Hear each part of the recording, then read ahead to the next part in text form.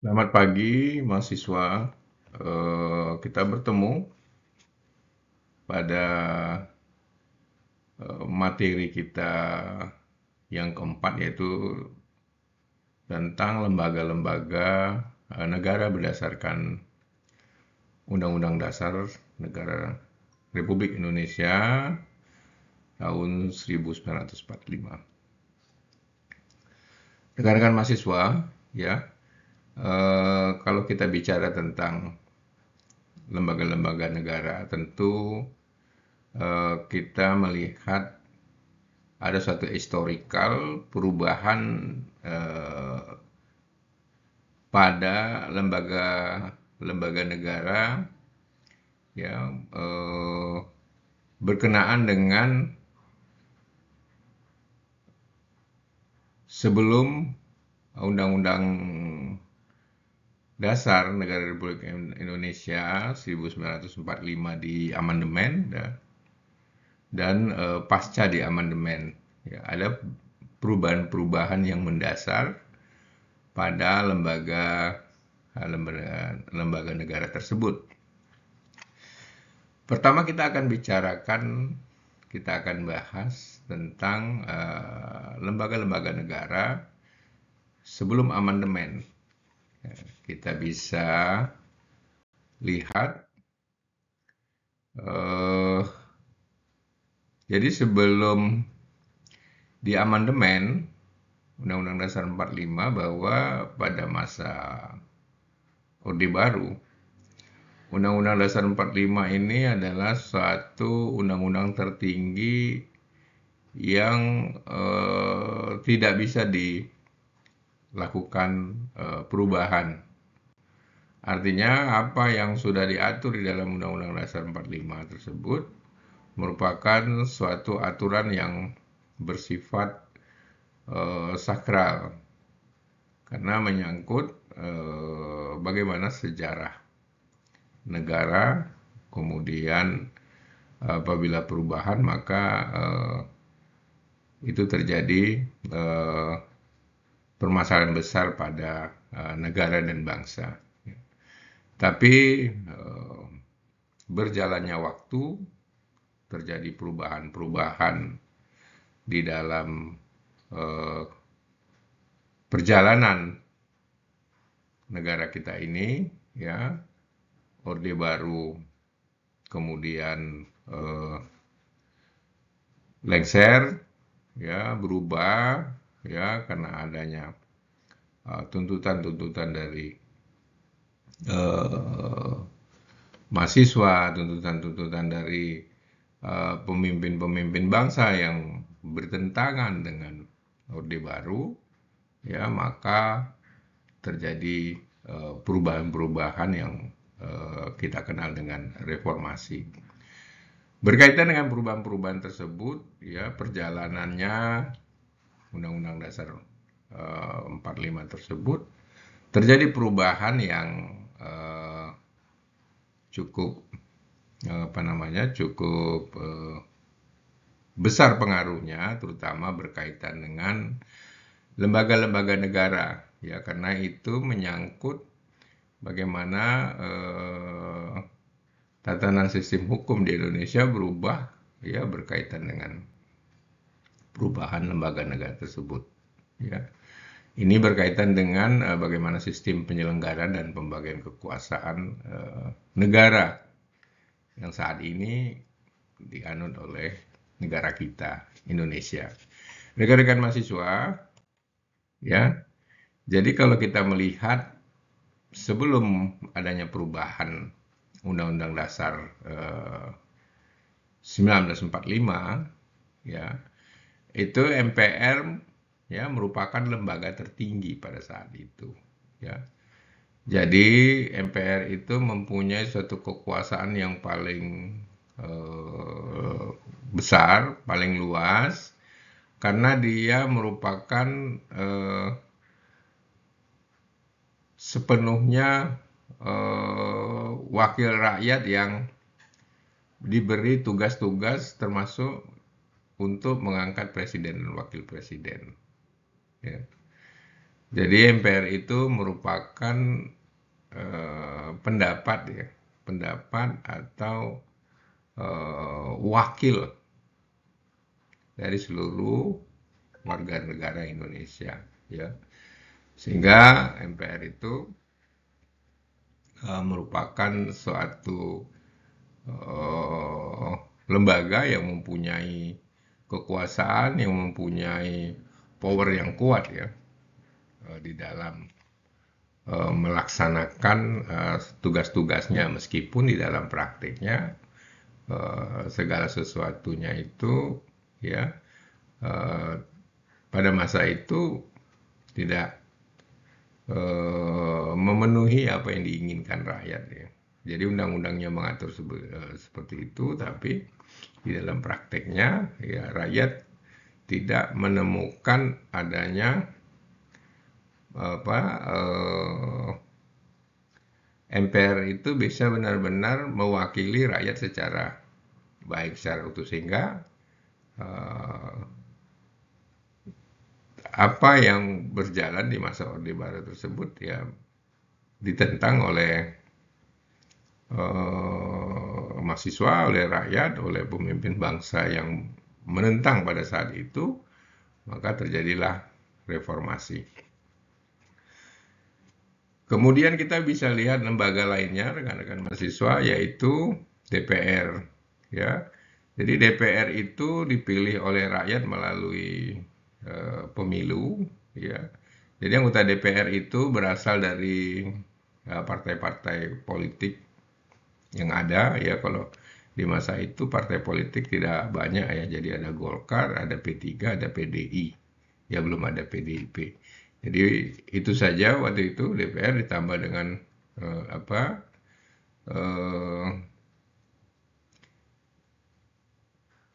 apa namanya baik di tingkat pusat, di kabupaten maupun di provinsi ya. Jadi ada DPR pusat, DPRD provinsi, dan DPRD kabupaten kota ya. Jadi seperti yang sekarang berjalan ya. Uh, Kemudian DPR ini kalau kita lihat perbandingannya dengan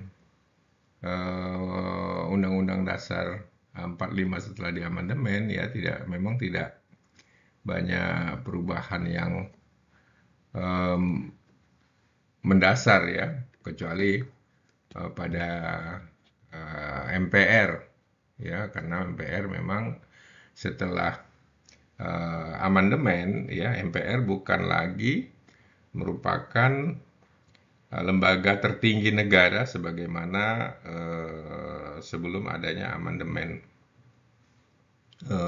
apa namanya, amandemen Undang-Undang Dasar 1945. Kemudian kita bisa lihat lagi lembaga yang lain sebelum amandemen, yaitu presiden ya. Jadi di masa itu ya, sebelum amandemen, presiden itu sebagai kekuasaan eksekutif ya, mempunyai kekuasaan atau mempunyai tugas sebagai kepala pemerintahan, yaitu menjalankan pemerintahan. Kemudian sekaligus juga sebagai kepala negara ya. Pada masa itu ya, sebelum diamandemen, sebelum ada perubahan Undang-Undang Dasar 45 ya, itu presiden dan wakil presiden diangkat dan diberhentikan oleh MPR ya, dan presiden dan wakil presiden itu bertanggung jawab kepada MPR ya, bertanggung jawab kepada MPR.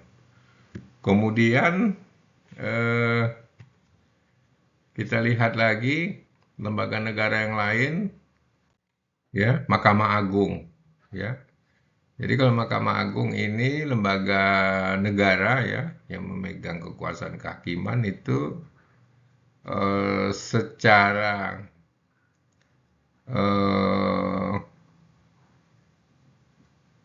apa namanya, secara tugas dan tanggung jawab ya, kekuasaan kehakiman ini dia tidak apa namanya, tidak di bawah pengaruh dari kekuasaan-kekuasaan lainnya, ya. Eh, Kekuasaan yang benar-benar merdeka yang diberikan undang-undang oleh Mahkamah Agung untuk menjalankan suatu peradilan eh, yang baik, ya, sehingga dia bisa menggunakan seluruh apa seluruh kekuatan yang ada sesuai dengan undang-undang yang berlaku dalam menjalankan hukum dan keadilan. Mahkamah Agung adalah pengadilan tertinggi, ya, Supreme Court, ya, di Indonesia. Jadi ada peradilan pertama, peradilan tingkat banding, kemudian Mahkamah Agung, ya. Eh, di Indonesia ada beberapa peradilan yang kita ketahui, ya. Ada peradilan umum, peradilan agama, peradilan tata usaha negara. Meskipun ada pengadilan lain, ya, yang dibawa ke perdata, misalnya pajak, ya. Pajak, kemudian ada peradilan hak asasi manusia dan lain sebagainya, ya. Kemudian kita lihat lagi selanjutnya, ya. Eh, Dahulu sebelum diamandemen, ya, sebelum adanya perubahan Undang-Undang Dasar 1945, ya, ada satu lembaga yang di masa itu, yaitu Dewan Pertimbangan Agung, yang saat ini memang itu sudah dihapuskan, ya. Kemudian BPK, kalau BPK, Badan Pemeriksa Keuangan, sampai saat ini masih ada, ya. BPK ini adalah suatu lembaga yang eh, sesuai dengan undang-undang untuk melakukan pemeriksaan keuangan sesuai dengan aturan undang-undangan yang berlaku. Jadi BPK ini secara kelembagaan ada di pusat, kemudian ada di daerah, ya. Seluruh lembaga-lembaga pemerintahan dari pusat dan daerah, ya, itu yang berkaitan dengan pertanggungjawaban keuangan, ya, itu diperiksa oleh BPK, ya.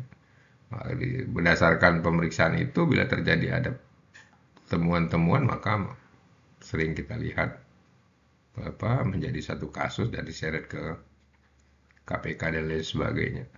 Selanjutnya, ya, ini setelah perubahan, ya, MPR tidak lagi menjadi lembaga tertinggi negara, tapi menjadi lembaga tinggi negara, ya. Dan sama kedudukannya itu sama DPR, ya. Kemudian DPD, Mahkamah Agung, Mahkamah Konstitusi, BPK, ya. Dan mereka ini mempunyai tugas legislasi. Dan MPR tidak lagi melaksanakan kedaulatan rakyat. MPR tidak lagi untuk untuk memilih presiden dan wakil presiden dan lain sebagainya. Ya, itu perubahan yang sangat mendasar, ya. Kemudian kita lihat DPR. DPR ini sebagai lembaga yang bertugas, ya, untuk membentuk undang-undang, maka lembaga ini sebagai lembaga legislatif ini berhubungan erat dengan tugas-tugas presiden di dalam membentuk undang-undang yang dibuat sesuai dengan kebutuhan, ya. Kemudian kita lihat lagi setelah perubahan DPD, ya, di masa sebelum perubahan DPD itu tidak ada, ya. Kemudian ada dulu ada utusan daerah namanya, ya, yang ditetapkan, ya. Jadi ada utusan daerah, ada utusan golongan dan lain sebagainya, ya. Itu sudah tidak ada lagi setelah diamandemen. Namanya DPD. DPD ini tetap dipilih secara langsung oleh masyarakat melalui pemilu, ya. Sehingga DPD ini juga mempunyai tugas dan tanggung jawab di dalam mendorong untuk daerah yang menjadi pemilihannya itu menjadi lebih baik, menjadi lebih maju sesuai dengan kebutuhan apa yang paling penting ya di situ. Kemudian kita lihat lagi rekan-rekan mahasiswa lembaga yang lain ya, BPK ini setelah pasca reformasi, secara tugas dan tanggung jawab BPK ini tidak ada perubahan yang mencolok ya. Tapi dengan adanya lembaga baru seperti DPD dan lain sebagainya ya, kemudian DPR ya, maka ada beberapa hal ya. BPK berwenang mengawasi dan memeriksa pengelolaan keuangan negara atau APBN dan daerah APBD serta menyampaikan hasil pemeriksaan kepada DPR dan DPD dan ditindaklanjuti oleh aparat hukum. Ya, jadi hasil pemeriksaannya itu disampaikan ya kepada DPR, DPD. Kemudian apabila terjadi fraud di situ, terjadi masalah ya di dalam penggunaan anggaran dan lain sebagainya, atau maka dilakukan penegakan hukum terhadap kejahatan tersebut, terhadap pelanggaran tersebut. Di BPK itu ada di ibu kota, ada di provinsi. Ya, itu kalau kita lihat BPK. Kemudian Mahkamah Agung, ya setelah amandemen, ya Mahkamah Agung secara tugas ya tidak begitu perubahan ya, kecuali memang Mahkamah Agung saat ini banyak perubahan berkaitan dengan kebutuhan dari masyarakat ya, seperti banyaknya peradilan-peradilan yang lahir ya di masa saat ini, seperti peradilan hak asasi manusia, peradilan pajak dan lain sebagainya, itu semua sesuai dengan kebutuhan untuk kemajuan bangsa ini ya. Cuman memang bagaimana Mahkamah Agung itu baik, tentunya bisa menegakkan keadilan, menegakkan hukum seadil-adilnya sesuai dengan aturan perundang-undangan yang berlaku. Kemudian selanjutnya ya Mahkamah Konstitusi ini merupakan lembaga yang terbentuk setelah amandemen ya. Ini Mahkamah Konstitusi ini kita ketahui bersama tugasnya adalah untuk menguji undang-undang ya, terhadap undang-undang, memutus sengketa lembaga negara, ya, memutus pembubaran partai politik, memutus sengketa hasil pemilu, ya, memberikan putusan atas pendapat DPR ya, kemudian yang mengenai pelanggaran oleh presiden atau wakil presiden menurut Undang-Undang Dasar ya. Jadi itu merupakan tugas-tugas dari MK ya. Tapi tadi kalau menguji secara material terhadap aturan di bawah undang-undang itu oleh Mahkamah Agung ya. Kalau undang-undang melalui Mahkamah Konstitusi. Selanjutnya ini ada Komisi Yudisial ya, berdasarkan Undang-Undang Nomor 22 Tahun 2004. Komisi Yudisial ini adalah lembaga negara yang bersifat mandiri ya. Yudisial ini berfungsi untuk mengawasi hakim dan mengusulkan nama calon hakim agung ya. Jadi saya punya pengalaman dulu mengikuti proses hakim agung, hakim tindak pidana korupsi ya, dan hubungan industrial dulu ya. Memang proses dari yang memproses rekrutmennya itu dari Komisi Yudisial ya. Waktu itu saya sampai menjadi calon saja ya. Artinya tidak ada beberapa tahapan yang memang belum sampai ke situ. Jadi Komisi Yudisial ini memang yang merekrut hakim-hakim agung ya. Kemudian juga mengawasi hakim-hakim. Jadi kalau ada hakim-hakim yang bekerja tidak sesuai dengan aturan perundang-undangan, maka hakim tersebut bisa diberi sanksi sampai dengan pemecatan dan lain sebagainya. sesuai dengan temuan dari Komisi Yudisial. Eh, Mungkin itu saja ya rekan-rekan mahasiswa materi kita pada materi tentang lembaga-lembaga negara. Semoga nanti bisa dipelajari lebih lanjut di pada lecture note dan bisa dipahami dengan baik. Saya akhiri. Ya, Assalamualaikum warahmatullahi wabarakatuh.